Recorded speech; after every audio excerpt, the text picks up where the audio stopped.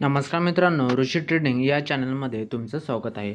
तर मित्रांनो, पहिल्यांदा मी तुमची माफी मागतो, कारण की एवढे दिवस व्हिडिओ न टाकण्याचं कारण एवढंच आहे की मला काही कामं लागले होते, त्यामुळे मी व्हिडिओ टाकू शकलो नाही. तर मित्रांनो, याचा मला खूप खूप निराशपणा मी तुमच्यासमोर सादर करत आहे.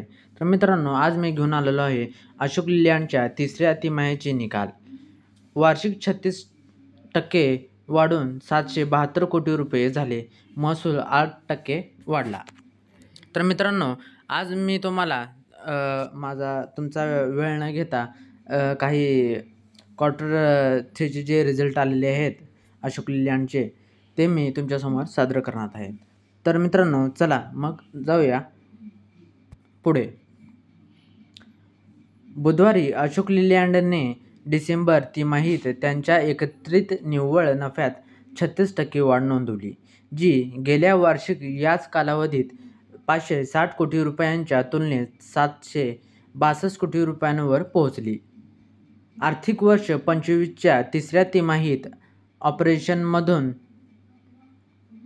मिळणारा महसूल 11,995 कोटी रुपये होता, जो मागील आर्थिक वर्षात याच तिमाहीत नोंदवलेले 11,066 कोटी रुपयांच्या तुलनेत 8% पेक्षा जास्त वाढ आहे. बघा मित्रांनो, या ठिकाणी का म्हणले, आर्थिक वर्ष 25च्या तिसऱ्या तिमाहीत महसूल 11,995 कोटी रुपये होता, जो मागील वर्षी आर्थिक वर्षात याच तिमाहीत नोंदवलेले 11,066 कोटी रुपये तुलनेत 8% पेक्षा जास्त वाढ झाली. बघा मित्रांनो, या ठिकाणी आपणाला मोठ्या प्रमाणात वाढ झालेली दिसून येत आहे. चांगली 8% म्हणताना खूप आहे मित्रांनो. चला मग जाऊया पुढे. बाजाराच्या वेळेत कमाईची घोषणा करण्यात आली आणि कंपनीच्या शेअर्समध्ये सुमारे 5% वाढ झाली आणि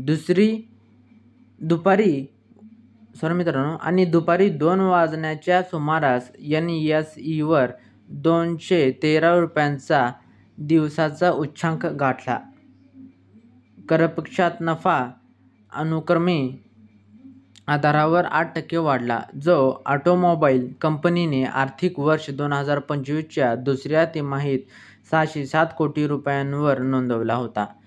तर जुलै-डिसेंबर तिमाहीत 11,148 कोटी रुपयांच्या तुलनेत तिमाही दर तिमाही QoQ आधारावर 7.6% वाढला. बघा मित्रांनो, या ठिकाणी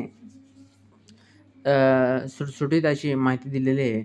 बाजाराच्या वेळेत कमाईची घोषणा करण्यात आली आणि कंपनीच्या शेअर्समध्ये सुमारे 5% वाढ झाली आणि दुपारी 2 वाजण्याच्या सुमारास NSEवर 213 रुपयांच्या दिवसाचा उच्चांक गाठला. बघा मित्रांनो, या ठिकाणी घोषणा झाल्या 5%ने वाढ या शेअर्समध्ये झालेली आपणाला दिसून येत आहे. तर मित्रांनो, पुढे जाऊया आणि हिंदुजा समूहाच्या भारतातील प्रमुख कंपनीने व्याजपूर्व उत्पन्न कर घसारा आणि कर्जमाफी मध्ये 1,211 कोटी रुपयांचा उच्चांक नोंदवला, जो आर्थिक वर्ष 2024च्या तिसऱ्या तिमाहीतील 1,114 कोटी रुपयांपेक्षा 12.8% जास्त आहे. कंपनीच्या दाखलानुसार सलग 8व्या तिमाहीत EBITDA मध्ये दुहेरी अंक टक्केवारीची वाढ नोंदवली आहे. कंपनीने आर्थिक वर्ष 2025च्या तिसऱ्या तिमाहीत 4,151 युनिट्सची निर्यात केली, जी गेल्या वर्षी याच कालावधीत 3,128 युनिट्स होती, जी 33% वाढ नोंदवते. जाऊया पुढे. तिमाहीच्या अखेरीस अशोक लेलँड रोख रकमेबाबत सकारात्मक ठरवला. आर्थिक वर्ष 2024च्या तिसऱ्या तिमाहीच्या अखेरीस त्याची निव्वळ रोख स्थिती 958 कोटी रुपये होती, तर आर्थिक वर्ष 2024च्या तिसऱ्या तिमाहीत त्याची निव्वळ कर्ज रक्कम 1,747 कोटी रुपये होती. अशोक लेलँडचा देशांतर्गत MHCV बाजारातील हिस्सा 30% पेक्षा जास्त आहे आणि त्यांनी बस विभागात बाजारपेठेतील आघाडी कायम ठेवली आहे. कंपनीने अलीकडेच साथी ही कंपनी देखील लाँच केली आहे, जी एंट्री लेव्हिल LCV विभागात प्रवेश करून एक नवीन ग्राहक विभाग उघडला आहे. नुकत्याच झालेल्या भारत मोबिलिटी ग्लोबल एक्स्पोमध्ये अशोक लीलँडने उद्योगातील पहिली इलेक्ट्रिक पोर्ट टर्मिनल ट्रॅक्टरची संकल्पना तसेच फेंडर इंजिन आणि 42 स्लीपर बर्थची क्षमता असलेली भारतातील पहिली 15 मीटर बसची संकल्पना सादर केली. शोमध्ये स्विचने 7.5 टन GVW श्रेणीतील संकल्पना इलेक्ट्रिक ट्रक प्रदर्शित केला, जो या विभागातील पहिली आहे.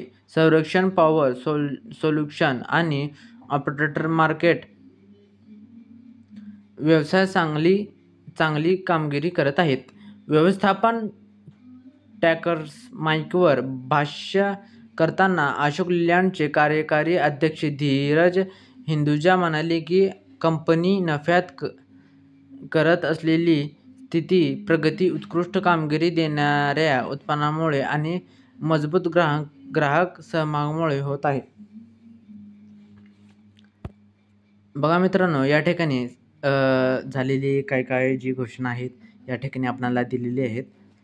धीरज हिंदुजा या कंपनीत नफ्यात करत आहे असे स्थिर प्रगती, उत्कृष्ट कामगिरी देणाऱ्या उत्पादनामुळे आणि मजबूत ग्राहक सहभागामुळे होत आहे, अशी माहिती त्यांनी दिलेली आहे.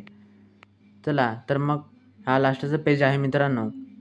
बघा इथं का म्हणलेलं आहे, आंतरराष्ट्रीय बाजारपेठेत विक्रीत चांगली वाढ दिसून येत आहे आणि नवीन उत्पादनाच्या लॉन्चिंगसह ही गती वाढेल अशी आम्हाला अपेक्षा आहे. आमचे तंत्रज्ञानातील आघाडीचे स्थान राखण्यासाठी आम्ही बॅटरी, इलेक्ट्रिक आणि पर्यायी इंधन उत्पादनामध्ये गुंतवणूक करत आहोत. स्विचकडे चांगली ऑर्डर बुक आहे आणि पुढील 12 महिन्यात उत्पादनाची मालिका सादर करण्याची त्यांची योजना आहे, असे हिंदुजा म्हणाले.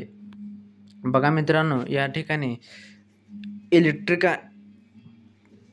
बॅटरी, इलेक्ट्रिक आणि पर्यायी इंधन उत्पादनात गुंतवणूक करत आहोत म्हणले या ठिकाणी. बघा मित्रांनो, चला मग व्हिडिओ चांगला वाटला तर व्हिडिओ लाईक करा, शेअर्स करा. भेटूया नेक्स्ट व्हिडिओमध्ये.